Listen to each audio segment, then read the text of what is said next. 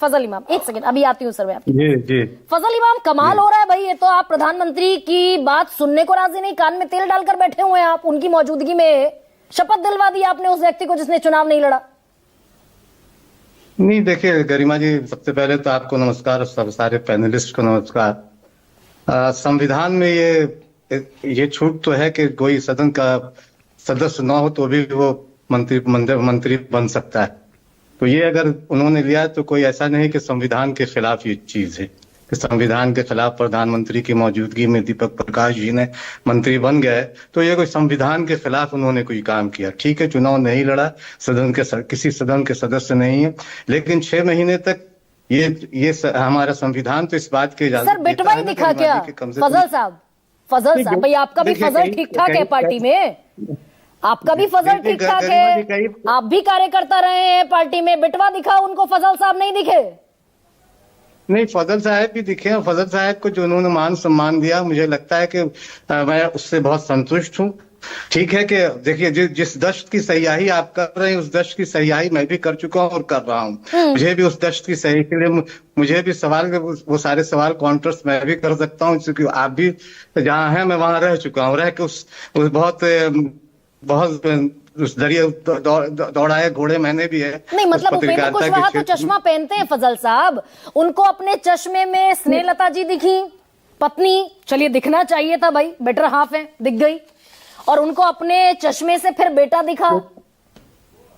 नहीं, इसमें तो आपको खुश होना चाहिए, कम से कम उन्होंने बेटर हाफ की चिंता की, एक महिला होने के नाते कम से कम आपको इस पे प्रसन्नता व्यक्त करनी चाहिए। कितना प्रतिशत कुशवाहा वोट बैंक है बिहार में? बिहार में जितना आपको भी पता है कि 5-6% तो आधिकारिक तौर पर, मेरी जानकारी है कि 9 से 10% तो 13 करोड़ में से 10% भी अगर ले आइए तो 1.3 करोड़ लोग बैठते हैं सर। 1.3 करोड़ लोगों में उन्हें बेटवा दिखा और पत्नी दिखी, ये वंशवाद है कि नहीं? गरिमा जी, पार्टी तो हम आपकी तरीके से नहीं चलाएंगे, पार्टी तो हम अपने तरीके से चलाएंगे और कार्यकर्ताओं की तरीके से चलाएंगे। कार्यकर्ता हमारी अगर मांग रहेगी कि किसको मंत्री बनाया जाए, किसको विधायक बनाया जाए, हम ये ऐसा नहीं करते हैं कि हम कार्यकर्ताओं से पूछ के बहुत सारे काम करते हैं। सर, ऐसा नहीं है कि सुनेंगे फजल साहब, पहली बार आप इस प्लेटफॉर्म पर हैं, आप तो प्रधानमंत्री की भी नहीं सुन रहे, मेरी मत सुनिए भाई, मैं तो 3 में नहीं 13 में नहीं, प्रधानमंत्री की तो सुनते कम से कम। आप एक मजबूत स्तंभ है, लोकतंत्र की एक मजबूत स्तंभ है, आपकी भी सुननी चाहिए और प्रधानमंत्री की भी सुननी चाहिए। लेकिन पार्टी, हम भारतीय जनता पार्टी के साथ हैं, भारतीय जनता पार्टी के साथ हमारा अलायंस है, लेकिन पार्टी तो हम अपनी सहूलियत के मुताबिक हम अपने तरीके से चलाएंगे। ठीक है, उनकी बात वो कहाँ तक जायज है, वो प्रधानमंत्री की बात, हम बहुत सारी चीजों को मानते रहे, लेकिन हम एक अलग पार्टी है, भारतीय जनता पार्टी एक अलग पार्टी है, दोनों की सोच, दोनों के नजरिए, हम सामाजिक न्याय पे विश्वास करते हैं, हम सामाजिक नजरियों को लेकर न्याय के साथ विकास की बात करते हैं।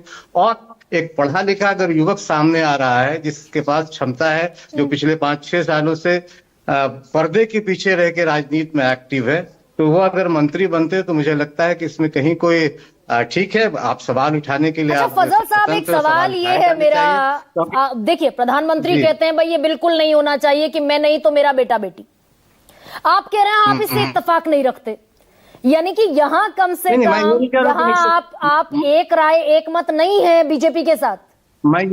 देखिए, बीजेपी के साथ, बीजेपी एक अलग पार्टी है। हाँ। जैसे गुरु प्रकाश भाई ने भी कहा कि हम अपनी पार्टी चलाते हैं, वो अपनी पार्टी चलाते हैं, तो मैं अपनी पार्टी की बात कर सकता हूँ। मैं माननीय नरेंद्र मोदी की बहुत सारी बातों से मैं सहमत हूँ, लेकिन पार्टी हमें अपने तरीके से चलानी होगी। मतलब वंशवाद आपके लिए मुद्दा नहीं है ना?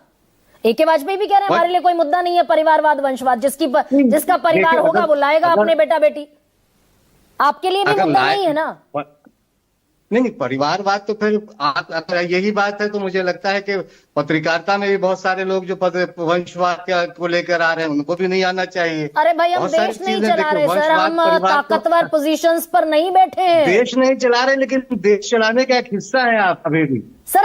हमारे पास कोई ओहदा नहीं, कोई हमारे पास ताकत नहीं, हम एक साइंस से कॉन्ट्रैक्ट नहीं दे सकते, हमारे एक साइंस से कॉन्ट्रैक्ट नहीं मिल सकता ना फजल साहब। लोकतंत्र का एक बड़ा एक चौथा स्तंभ, जैसे मैं कह चुका हूँ कि मैं भी उस दस्त की सयाही करके ही बाहर आया हूँ, और अभी भी ऐसा नहीं है कि उसमें बहुत, तो मुझे पता है कि पत्रकारिता और लोकतंत्र, भले आज पत्रकारिता को लेकर बहुत सारे सवाल उठा रहे हैं, आशुतोष भाई बैठे हुए हैं यहाँ, वो भी बहुत सारे, अभी बहुत सारे सवाल उनके भी होंगे, मुझे पता है कि वो क्या क्या बात कर सकते हैं, लेकिन यह है कि पत्रकारिता का सवाल उठाना आपका जायज है कि वंशवाद क्या है, परिवारवाद क्या, हम भी इसका सवाल उठाते हैं और उठते रहेंगे। और जिस बात की वाजपेयी जी ने कही बात कि वंशवाद और भ्रष्टाचार एक अलग तरीके के हैं, आप कह रहे हैं वंशवाद मुद्दा है, पहले भी उठाया, आप भी उठाएंगे, पर पार्टी में वही सब करते रहेंगे। पर चलिए सर, ठीक है, कोई बात नहीं, ताकत का मसला है भाई।